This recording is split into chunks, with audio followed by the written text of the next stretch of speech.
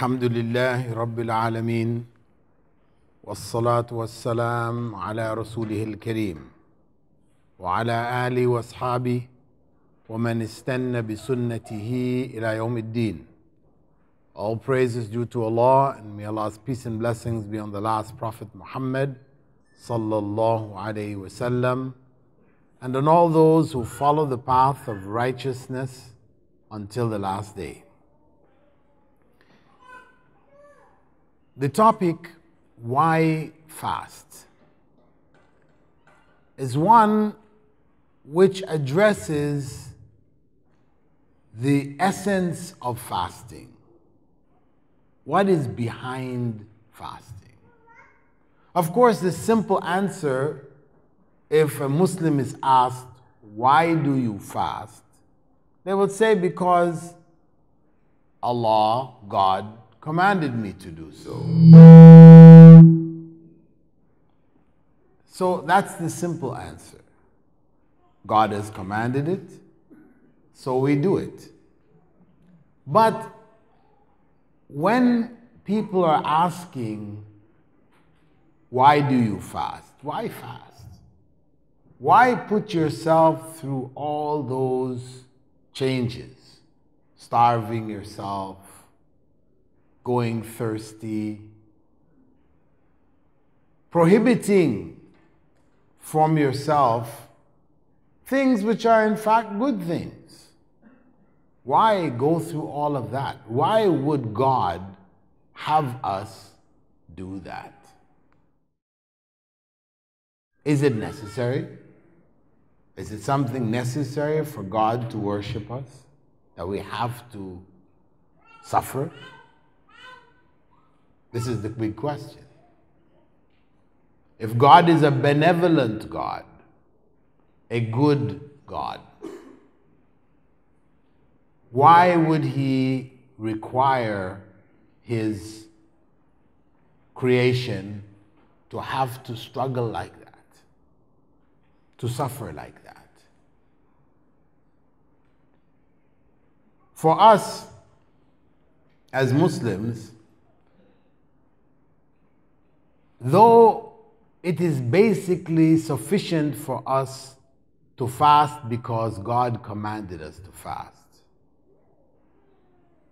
at the same time, it is very important for us to understand why God prescribed fasting for us, to understand it. Why? Because if we don't understand it, and we cannot convey that understanding to our children, the next generation, then they may find themselves confronted by people from other backgrounds, etc., who would question them. And because they couldn't find answers for those questions, then you might find them giving up fasting, believing that we can worship God without having to fast. It's not a necessity. So that is why it is important for our children who we are raising, on one hand, to be able to comprehend, to understand what is behind fasting. And also, on the other hand, for fasting to be real. For fasting to be real, then we need to know what the actual goals of fasting are. This falls under the general heading, which I talk about from time to time, the heading of living Islam. Islam, the living faith. Islam, the way of life. Every component of that way of life has to be lived. Fasting is just one component. A component which has to be a living act of worship. An act of worship which is alive, not a dead act, an act of ritual, tradition, but one which we partake in, wherein we understand that those rites and rituals are there for us to achieve a greater goal. A goal which is beyond the rites and the rituals. The rites and the rituals are a means, a vehicle which would take us to the actual goals of fasting.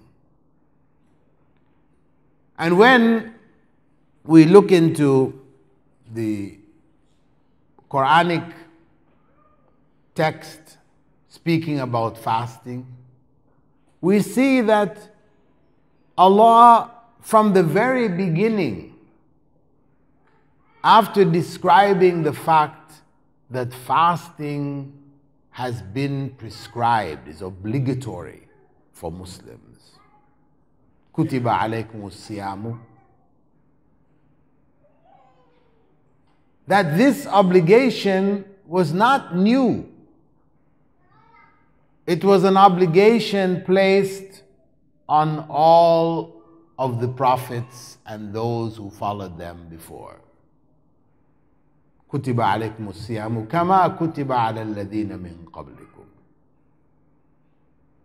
As it was prescribed for those before, we can still find in the scriptures of the Torah, in spite of the changes which have taken place, it's still recorded there, the prophets fasting.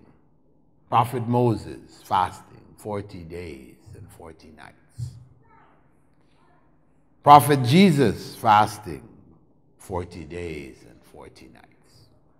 Neither eating food nor drinking water.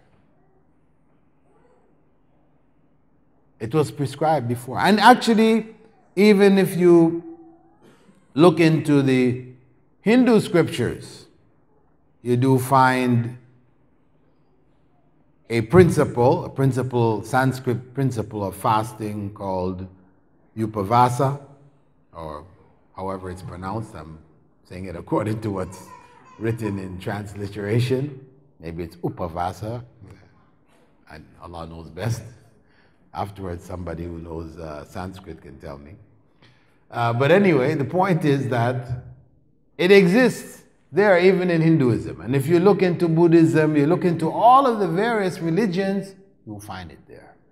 Fasting.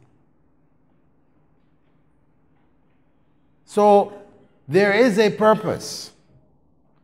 Usually that purpose is focused on atonement. People have committed certain sins, so it is a means of atonement to remove those sins, right? Or you will find it focused on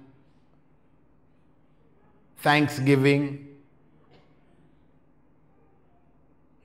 However, when we look at the Quranic text, we find that Allah, God, has stated right from the very beginning the most important principle of fasting in simple and clear terms. لَعَلَّكُمْ تَتَّقُونَ. In order that you would develop consciousness of God. That you would develop an awareness in your day-to-day life, in your life beyond that day of fasting or that month of fasting. you would be more conscious of God. And of course, when you're more conscious of God, then you are going to do more righteous deeds. You're going to be a better person. That goes hand in hand. That is the driving force behind righteousness. True righteousness. Righteousness which is not with a hidden agenda, because of course you have people who are righteous, but there's no consciousness of God at all. They're doing righteous things because they want to get you trapped. You owe them something. They've done you a favor. Or they will give it to you if you do what they want you to do. So you have that kind of righteousness also. It's externally righteous, but internally there is an agenda. They have certain things that they want to achieve. And in order to win over the people, they will use acts of righteousness. But the real and the true righteousness, what they call altruistic good, good done for its sake, has to be motivated by consciousness of God. Ultimately, that's what's behind it. The consciousness of God. And that is why Allah identifies right from the very beginning the most important principle of fasting: consciousness of God. And it is through that consciousness, as we said, that we become better people. So we have to ask ourselves,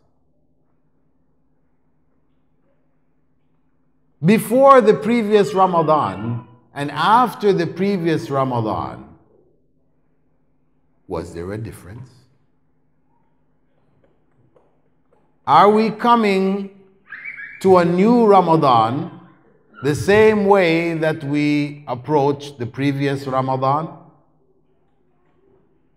This is the question we have to ask ourselves. Because if we are coming into Ramadan in the same way that we came into the previous Ramadan, then it is not what we are supposed to be doing. The Ramadan that we're doing is not the Ramadan which has been prescribed for us. We're doing another Ramadan. We're doing another kind of fasting, a kind of fasting which is not the one which was prescribed by God. It may be traditional, it may be customary, that this is what people traditionally do. In our country, everybody does this. I do it because everybody else does it. Yes, that may be the case. But to say this was the fast which was prescribed by God, if it doesn't have an impact on us, if we have not improved, if we are not better people, then we have to say our fast is a failure. Instead of fasting, we were feasting. Instead of fasting, we were feasting.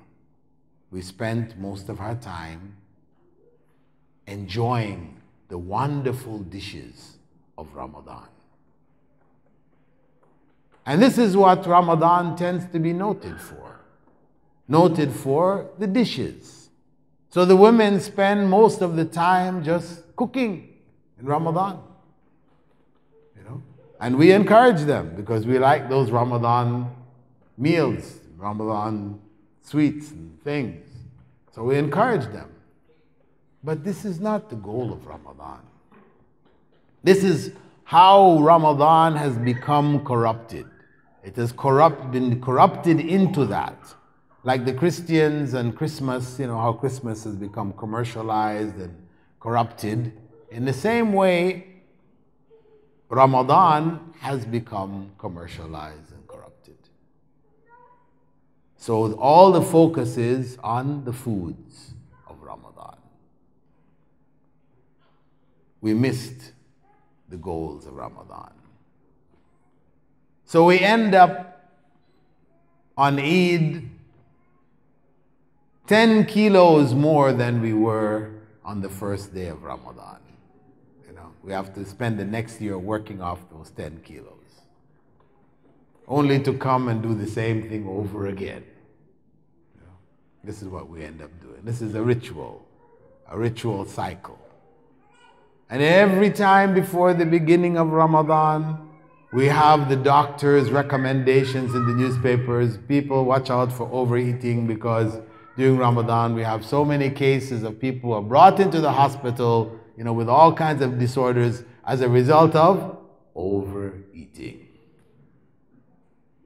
This is supposed to be the month of fasting, and we have so many Muslims in the hospital suffering from overeating.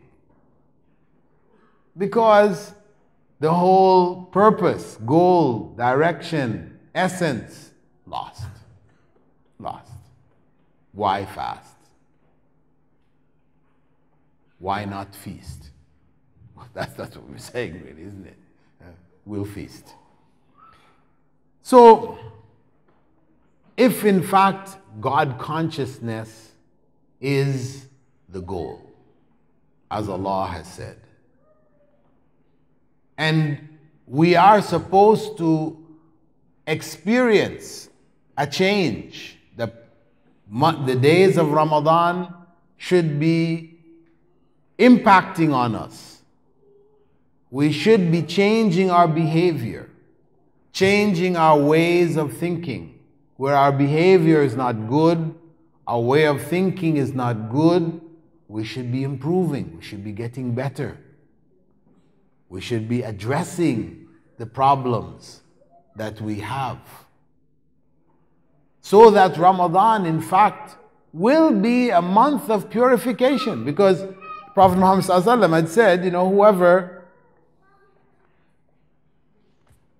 fasts the month of Ramadan and doesn't have his or her sins removed, they have thrown away a great good. This was an opportunity which they had, which they did not apply as they should have.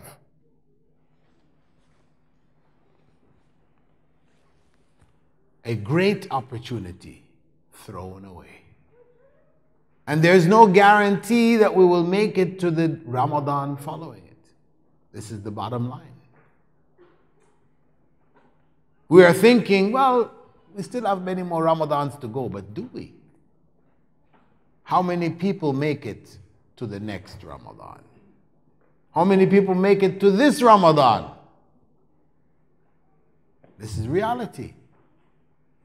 We're fooling ourselves. We think we have time, and that's why the Prophet, may God's peace and blessing be upon him, warned us about this issue of time. You think you have time. He said there are two things about which people are deluded, fooled. نِعْمَتَانِ مَغْبُونٌ فِيهِمَا كَثِيرٌ مِنَ النَّاسِ. Two blessings. الصحة والفراغ. Good health and spare time. People are deluded. You think you have time, but we don't have time. Time is with Allah. None of us knows if we will make it to tomorrow. We all assume we will, and we work as if we will. But reality is, none of us really knows. So it is incumbent on us, it is an obligation on us to look at this fast which is coming up, this month of Ramadan. Look at it as we haven't looked at it before. Look at it from a new perspective.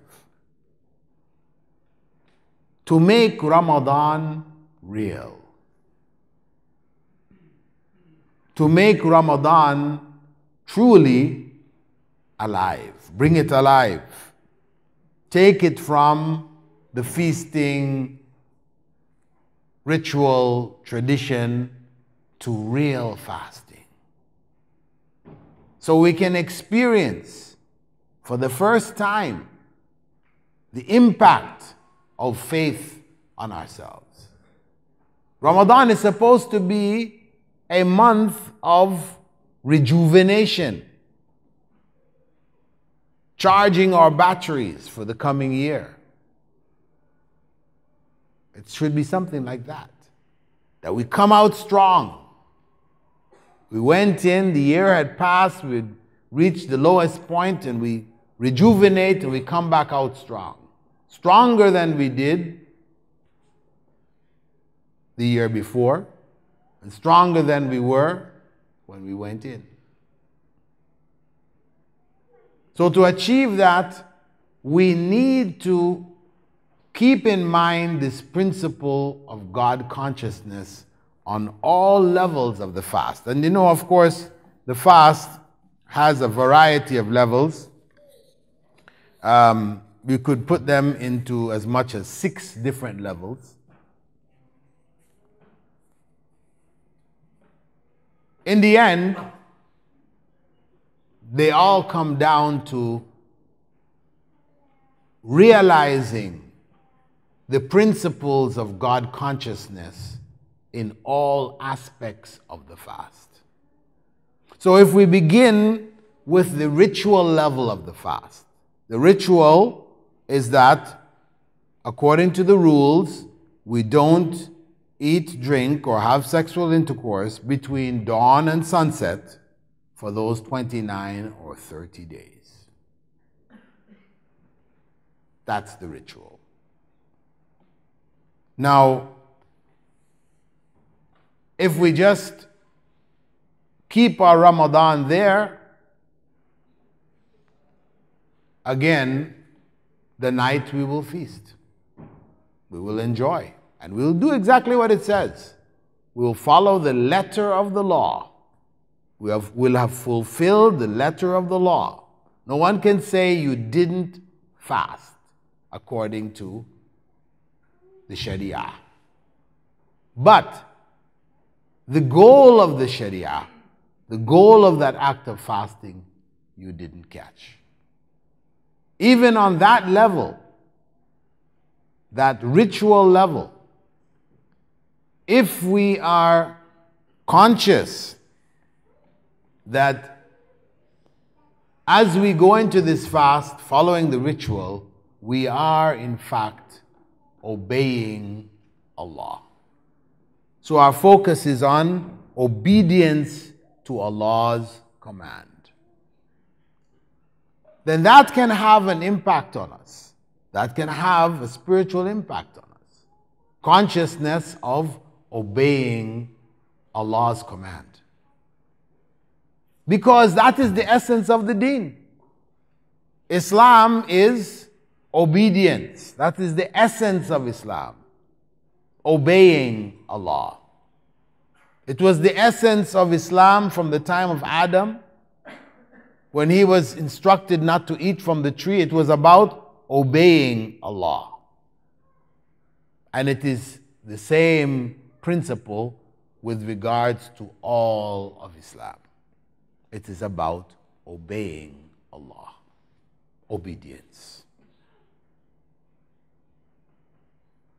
And that is why worship is called ibadah. It's called ibadah. Ibadah taken from abd, the slave, the servant who has no choice. He or she has to obey the master. So that essential principle is there. And everything that we look at, we should look at it from that perspective. On that ritual level, or from that ritual level, we can shift to what may be called the physical level of the fast. The physical level of the fast deals with eating in moderation. That's the essence of it. That in this fast, there is a level that we should experience of hunger and thirst. This physical level. We should feel hunger pangs, pain which hits our stomach, thirst in our throats. We should experience it. If we're not experiencing it, then we're feasting. Simple. We're feasting. We're not fasting. We're feasting, we're preparing for suhoor. Suhoor is biryani, full-fledged. A full meal. Rice, chicken, mutton, we all sit around, we have, knock it off, ready. So, what happens after that? Then we go to sleep, whatever. Our stomach is still, breaking down the food. All day, Dhuhr, Asr, still digesting. Maybe about an hour before Maghrib, or half an hour before Maghrib, the digestive process ends. And now, time to break the fast. What fast? What fast? It's time to feast again. And again. We sit at the table, all the foods are all lined up. We're waiting for the adhan, our mouth is watering. And again, adhan goes and we just dive into it.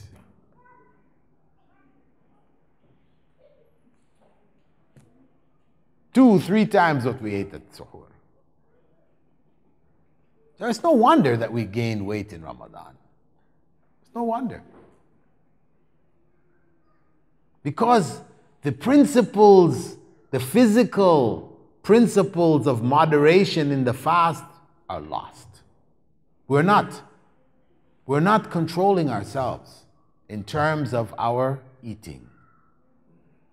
Because that physical level, when we experience the pangs of hunger and thirst, is supposed to give us a sense of realization, sympathy, and empathy for those people in other parts of the world, or maybe in even our part of the world, who are suffering hunger, suffering thirst, not because they chose to fast, but because they have no food. They have no food, no water to drink. Starving to death. People are dying in different parts of the world as we sit here. Every day. That fast, when done in moderation, is supposed to motivate us to want to help those people. We can understand what it is like to be hungry. It's not quite the same as theirs because it's not going away for them. We know it's going to go away at the end of the day.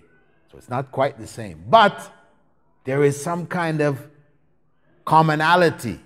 We felt that hunger pain. But if you never feel the hunger pain, then how are you going to be motivated? It's going to be missing. It's not going to be there. Or it's going to be weak, very weak.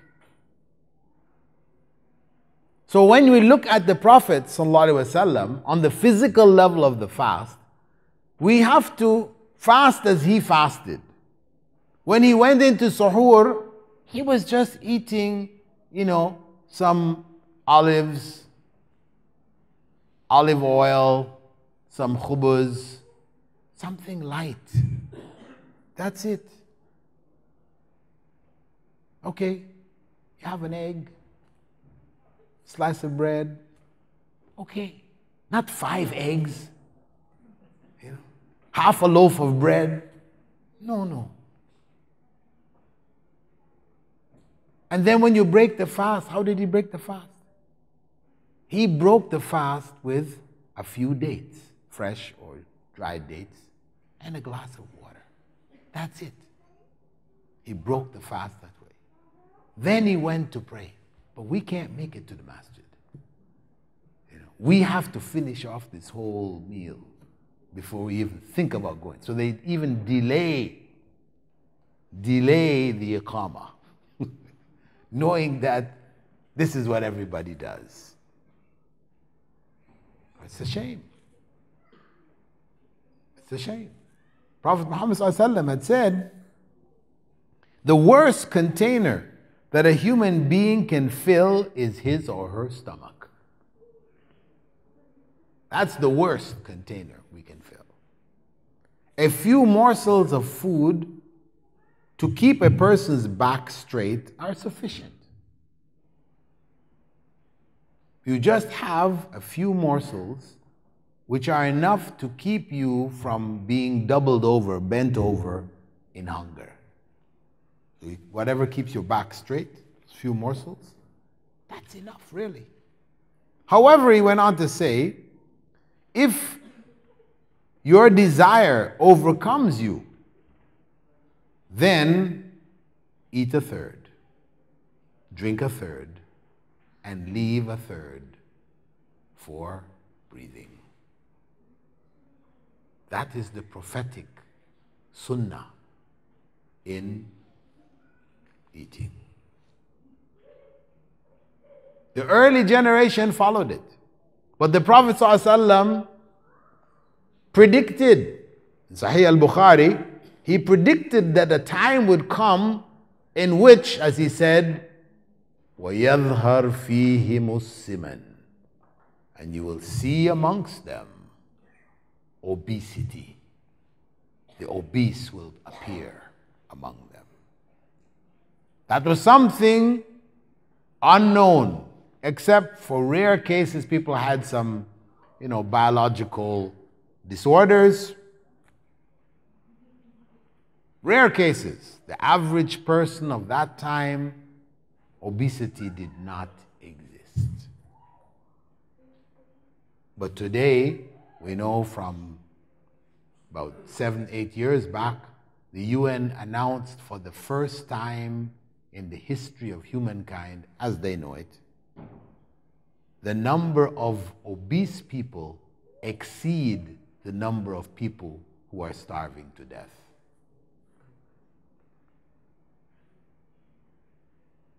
For the first time. The Prophet ﷺ predicted that that would come 1,400 years ago. You will see amongst them the obese. There would be many. And he was talking about the Muslims. He was talking primarily about the Muslim nation, which was supposed to be following his sunnah of moderation in eating, never filling one's stomach. How many people here could say that I have gone through the last week without ever filling my stomach? Put your hand up. See that? Not a single hand. So, have we strayed? The Prophet ﷺ said the worst container we can fill is our stomachs. But that's what we do every day. We feel that the meal is complete when you're full, isn't it? You eat until, okay, no more. Okay, stop. I can't take any more. I'm full. That's what we feel. But that is against the way, the prophetic way. And most of the diseases, the Prophet ﷺ had said, most of the diseases comes through the stomach. The stomach is the root. of the things that we take into our bodies, etc., into our stomachs, etc., from there comes all of the problems. And while on one hand, the physical level of the fast is supposed to benefit us in terms of our sympathy, our concern, our love for our fellow human being, that we would want to help them. At the same time, the medical profession has identified a variety of benefits that come from the physical level of the fast. Among them is a feeling, when one fasts properly, of course is the point, fasting properly, a feeling of well-being that comes from the fast. It is a product of the fact that when we fast, we stimulate the brain, the neurotransmitters in the brain, to create endorphins. The endorphins are what gives you this feeling of well-being after you exercise. You get it there. When you exercise, you finish, and you feel good. That is a product of the endorphins which are produced. Similarly, when you fast, without all the exercise, it produces it also. And of course, they've shown that, it breaks down, it uses up the stored cholesterol. We all know about the problems of cholesterol. We're always checking our cholesterol levels and all this kind of things. So it ultimately minimizes the dangers of heart attacks. So there are major physical benefits that come out of that physical level. However, as I said, what is most important is that consciousness, that God consciousness, that we can achieve on the physical level when we fast, eating in moderation. Because that's what's going to stop us from that 3-course suhoor, right? What's going to stop us from a 3-course suhoor? It's the consciousness.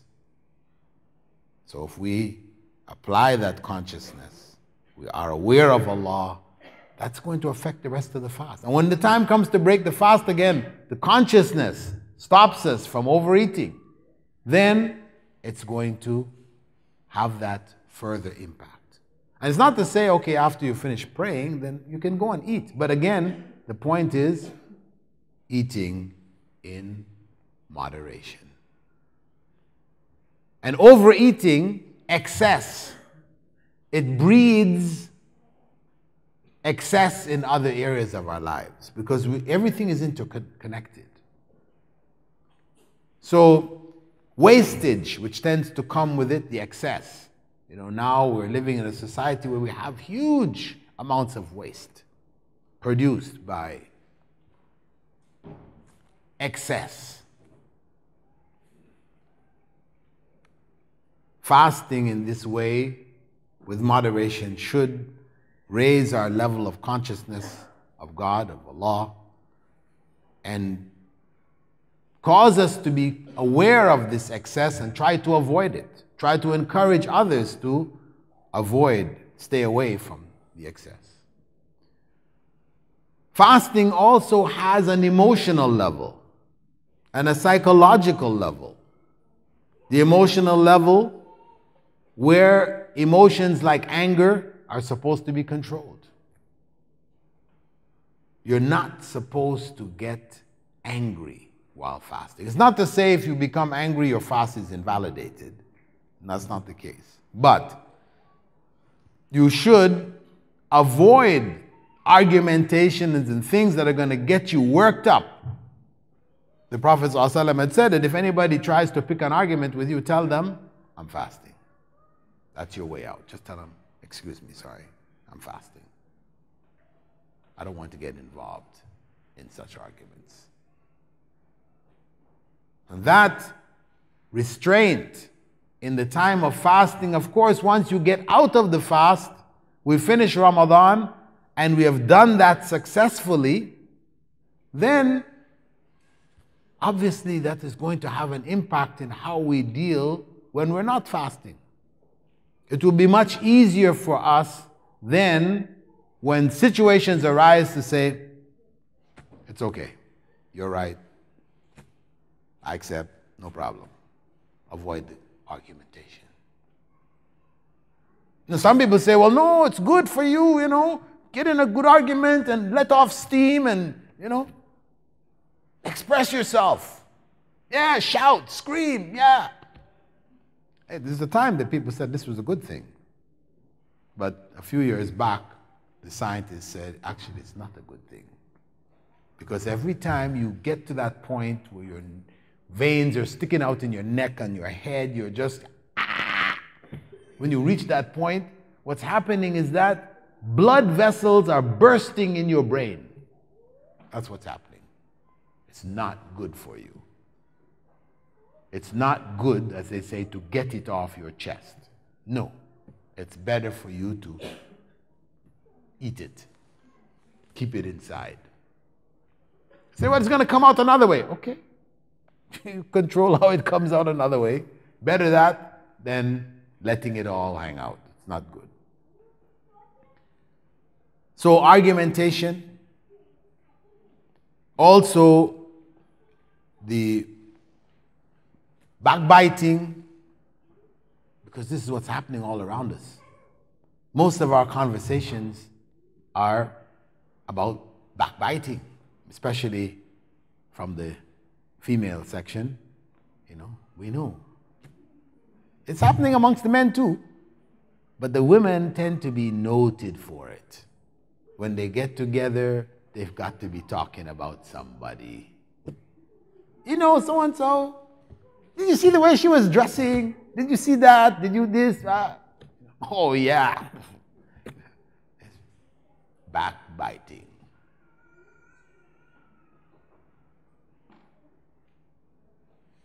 The men, they tend to talk in an envious way.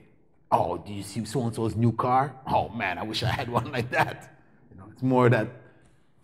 But this kind of talk, when we're fasting, the Prophet ﷺ said that if we can't give that up, then Allah has no reward for us in our fast. And all we're experiencing from it is just hunger and thirst. There's no real reward in it. Yes, the obligation of fasting has been removed from us, but the reward that we're supposed to get out of it, the life-changing principles, lost. So we have to control. Not just anger, which is like the excess, the extreme, but even the other things which are norm. We're in a habit of doing it. It's common. But it's not good. It's not good. It doesn't make our lives any better. It only makes our lives worse. Because the more you are jealous of other people, what they have, and so on, so you become dissatisfied. Why me? Why do I have this? Why don't I have like that? Why, you're always complaining. You become a complainer. And that stress and comes along with it. Your life becomes miserable, wretched. That's why the Prophet ﷺ said, don't look at those people above you. Don't look at the people above you. Look at those below you. There are no end of them. No matter how bad you think your situation is, there are no end of people below you in worse situations. Better you look at them. You look at them, you think, alhamdulillah, I'm not in that situation.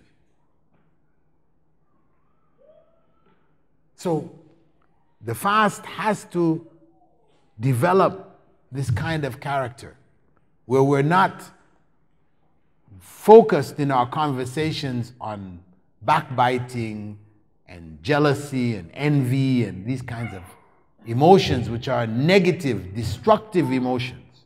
Destructive for our own personalities, destructive for our families, destructive for our communities.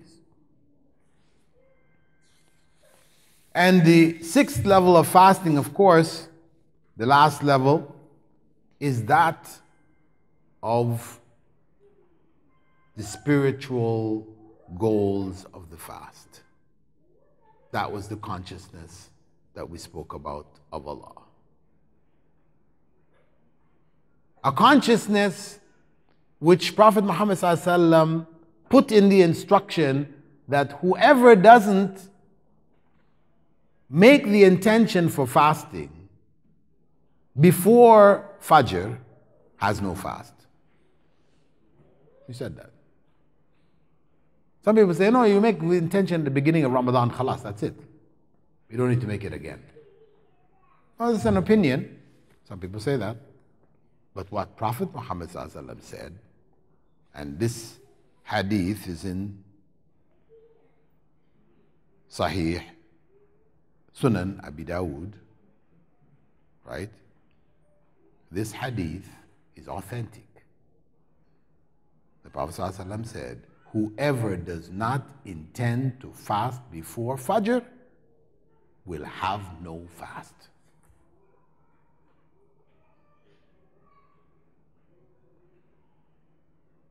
Every day. Every day. Why? We could have just done it the first day. Why can't we just go with that? Why every day? So that each day of fasting, we are consciously making this decision. So we don't go on automatic, you know. You're on automatic pilot, you just switch it into that gear and then you just flow through Ramadan. No consciousness. It's just everybody. It's a routine. You get into it. It's just, you know, you like non-Muslims say, hey, you just turning the night into the day. That's all you're doing. You're eating all night, fasting all day. Outside of Ramadan, you eat all day, you fast all night. What's the difference? That's how they perceive it. Because, unfortunately, that's what we're doing. That's what we actually are doing.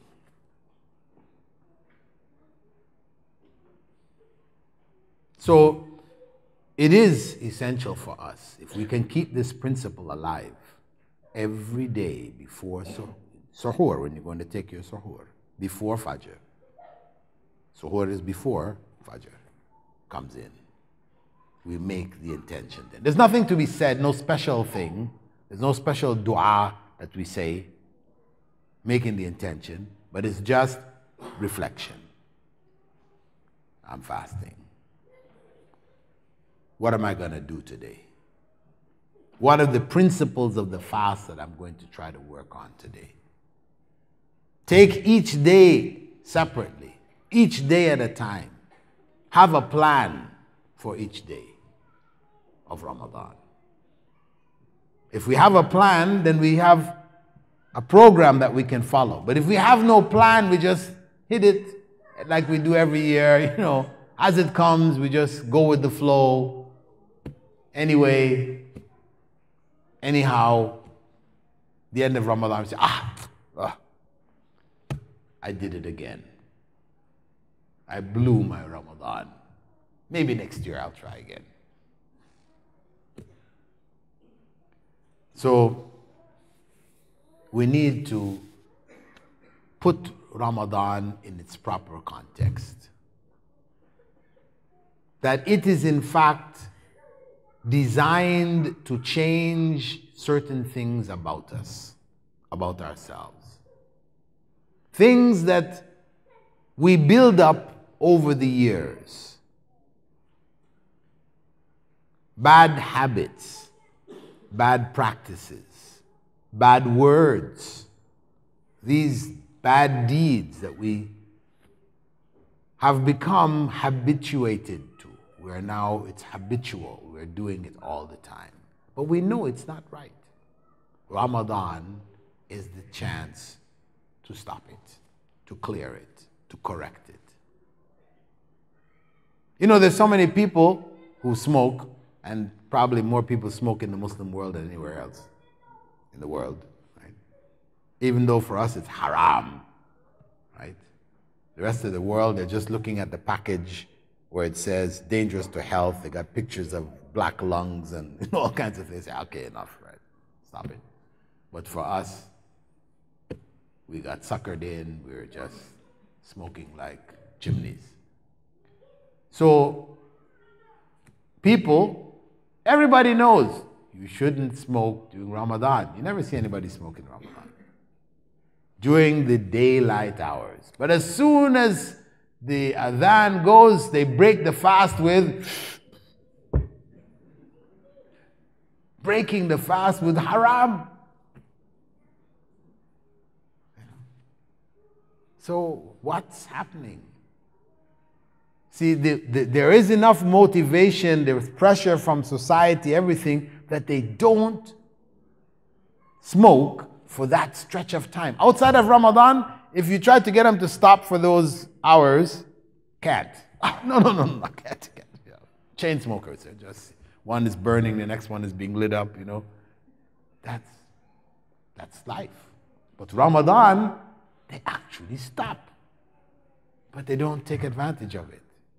They don't really benefit from it. That's the ideal time for the smokers to quit. Because you do it every day. You quit every day for that period of time. Just got to follow through. That's all. When the time comes, don't break your fast with a cigarette. Throw them away. Ramadan, you crush up all your boxes of cigarettes, get rid of them. You know, try to get through Ramadan without a single cigarette. You do that, you've busted it. That's it. That's what they call cold turkey. You give it up one time. No nicotine patch you put on your arm, still feeding you the nicotine, right? It's not smoking, but it's coming in through your patch, right? No, this is just cold turkey. You just stop it dead. This is the best way. So, we need to relook at our Ramadan. What are we doing? Are we only fooling ourselves? Because surely we're not fooling Allah. Allah knows, God knows what we're doing. If the fast is not in accordance with what He has prescribed, then we're only fooling ourselves. We are tricking ourselves. We are harming ourselves. That is the bottom line. So we have to decide. We have to decide. Here, tonight, we have to decide that Ramadan coming, we're going to make the proper Ramadan. We're going to fast as we have never fasted before. We're going to make this coming Ramadan real. If Allah blesses us to reach Ramadan, then we're going to give thanks to Allah by fasting as we were supposed to fast. And no doubt,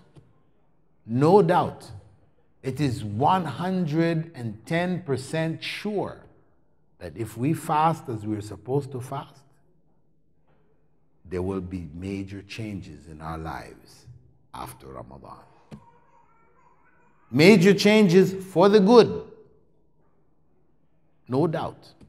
In tansurullah, yansurkum. This is the promise of Allah. You do it right, He's going to help. So all the people who have issues, problems, can't find a job, do it right, and Allah will help you. This is Allah's promise. And of course, after Ramadan, we all know there are 6 days in Shawwal that we're encouraged to fast. On the basis that the 30 days of Ramadan is equivalent to 300 days. Why? Because one good deed is worth 10, as Allah has said in the Quran. So 6 more days gives us 60. 10, 360, that's the year. That's why He said, Fasting those 6 days gives us the reward of fasting the whole year. Along with Ramadan, gives us the reward of fasting the whole year. So we should try our best. Soon as we get past the Eid, knock off those 6.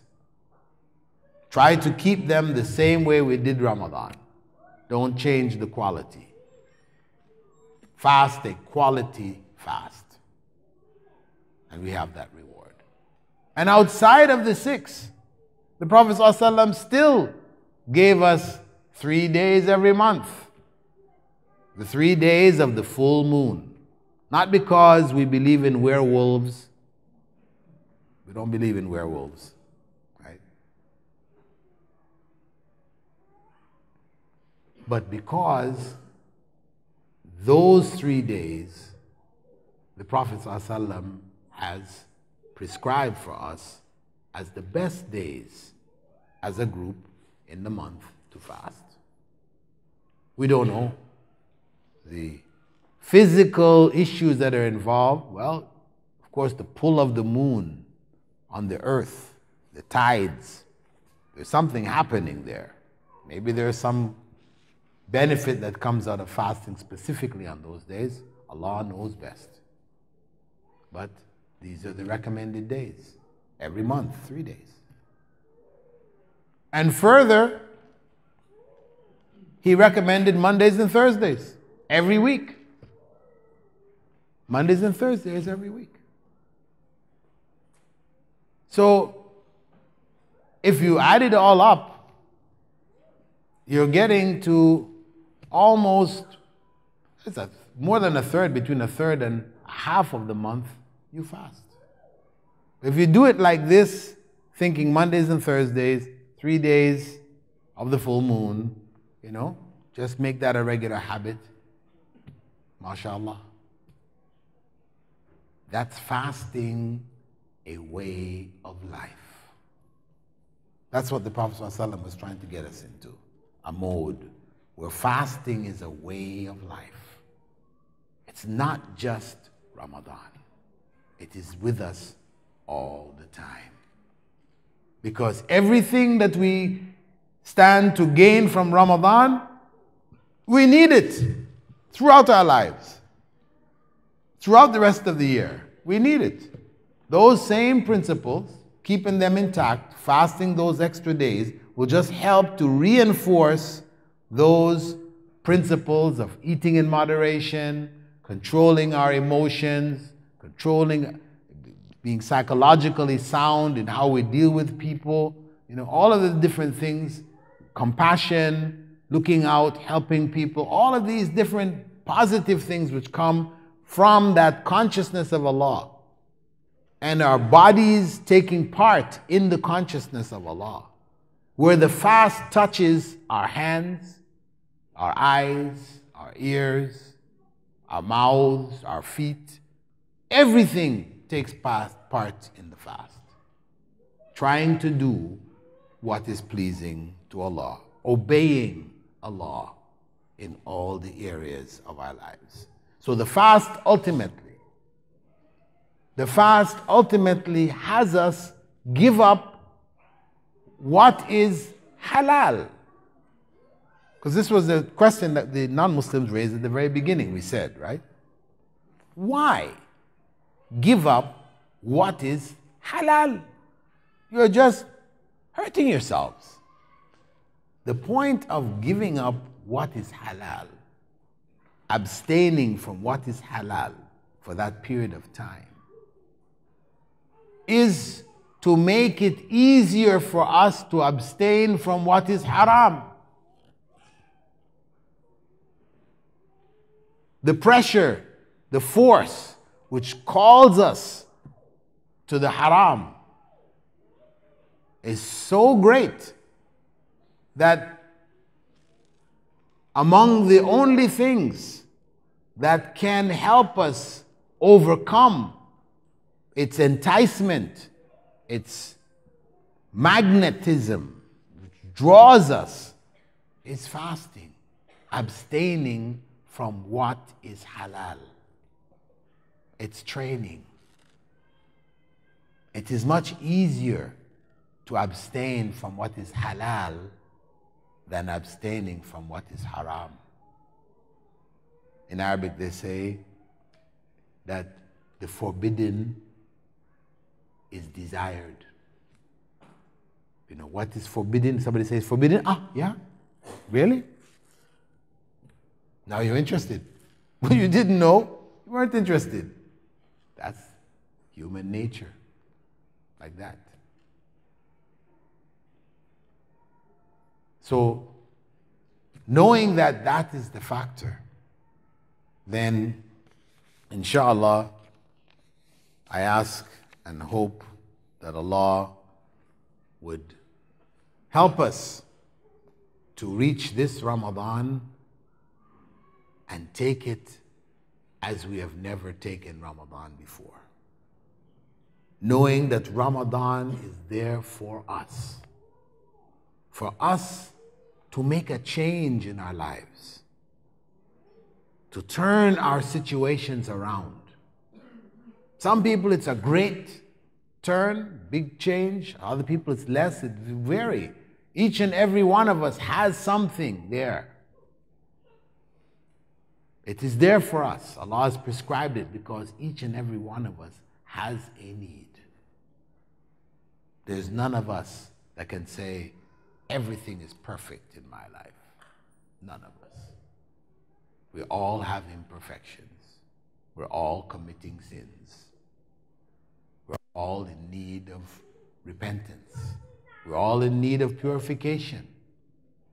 Ramadan has been prescribed for us, as it was prescribed for those who came before us. So, inshallah, I hope the point is clear.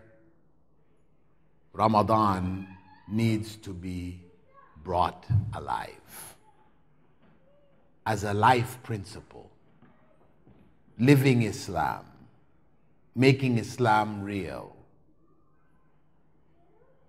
taking it from tradition, custom, rituals into a life-giving principle, a life-changing principle. This is Ramadan.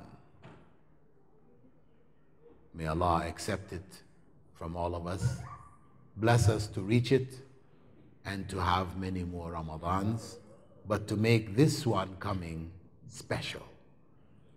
Special, so that all the other ones following it can be more special, inshallah.